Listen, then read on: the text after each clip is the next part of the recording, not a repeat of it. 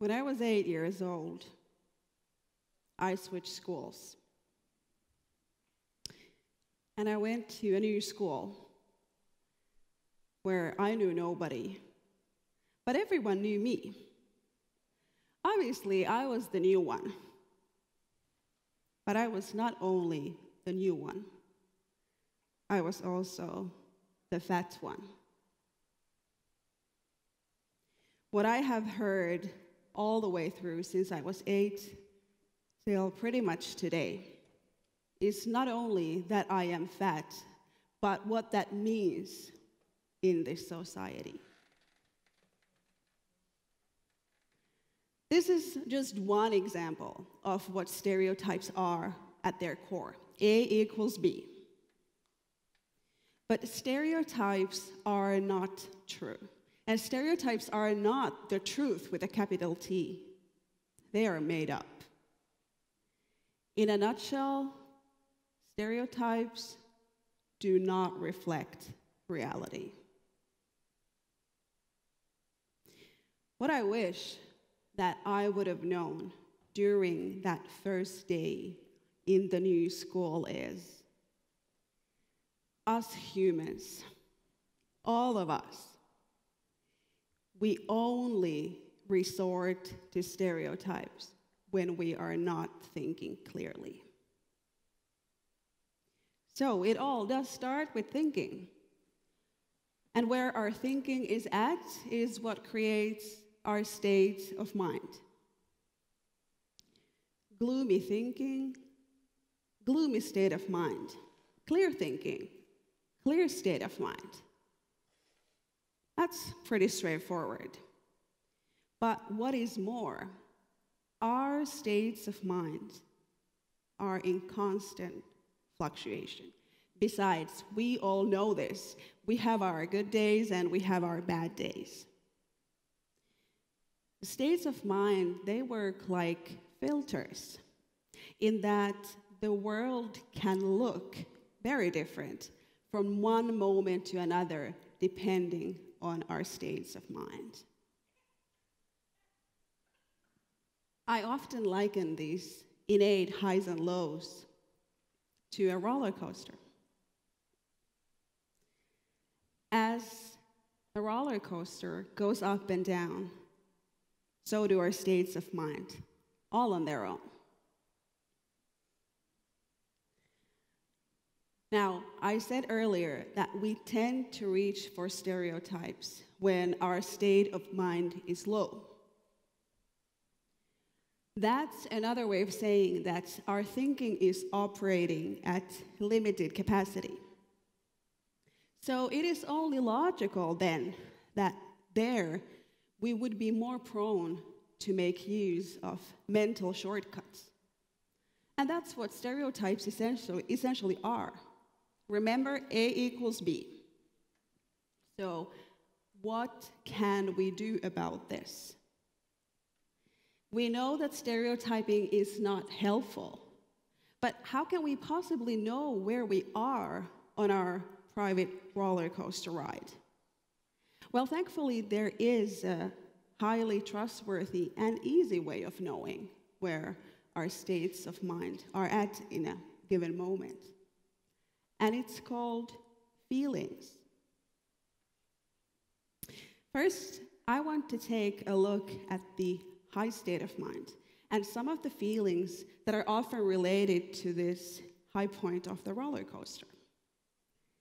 Instead of being euphoric or on cloud 9, a person is more likely to experience feelings such as peacefulness and tranquility, joy, openness, or maybe curiosity. In short, this here is the thinking that you can trust. On the other hand, when we're at the bottom of the roller coaster, there it can come with feelings attached such as anger, anxiety, stress, unease, or restlessness.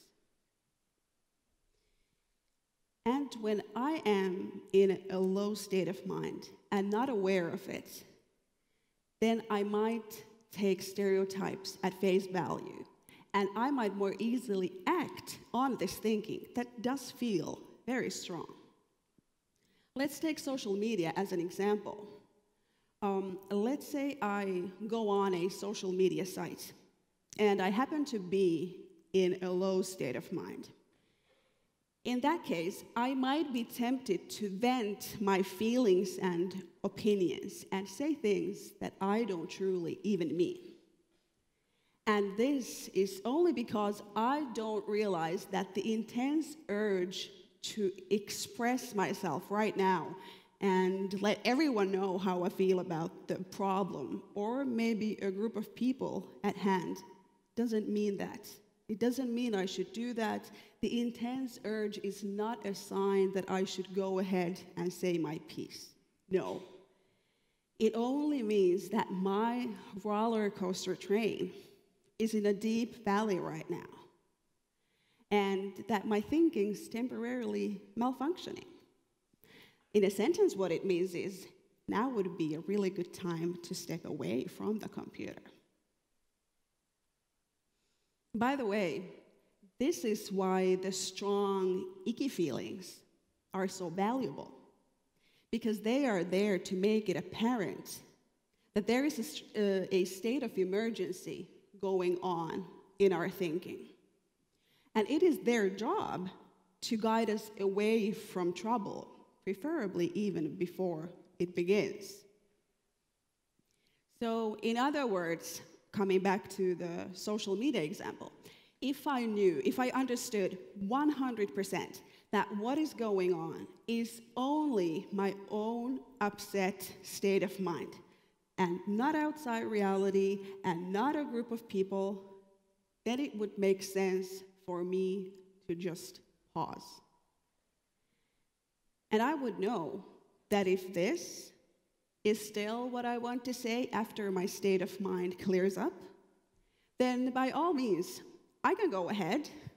But honestly, I doubt whenever I do return eventually to my good feeling place at the top of the roller coaster, I doubt I'd be willing to publish whatever it was that I wrote while in the low state of mind. And why is this? Because there I am able to see folks as more than this one characteristic that stereotyping is all about anyway, oversimplifying and focusing on some random trait. I would see that whatever I wrote earlier on was nonsense. I mean, think about yourself. Would you say that you can be reduced to one singular thing? I think that amounts to violence towards any individual. Here's something the little Anna would have benefited from knowing when she entered the new school. And that is that the roller coaster states of mind, they work for everybody. And they work 24/7. That means that the ones who called me names, they were in a bad place at right that moment. And this I know for two reasons. First of all, because to call anybody names is obviously a pretty low point of the roller coaster thing to do. But second of all, they were not saying nasty things to me literally every single time our paths crossed. No. There were times when we were able to talk normally, and that's probably when we were at the high point, enjoying the view, where our minds were functioning well, and where we were being funny, but not at the expense of others. Of all the things that I have learned during my lifetime, recognizing the variation of our states of mind has been the one idea worth sharing.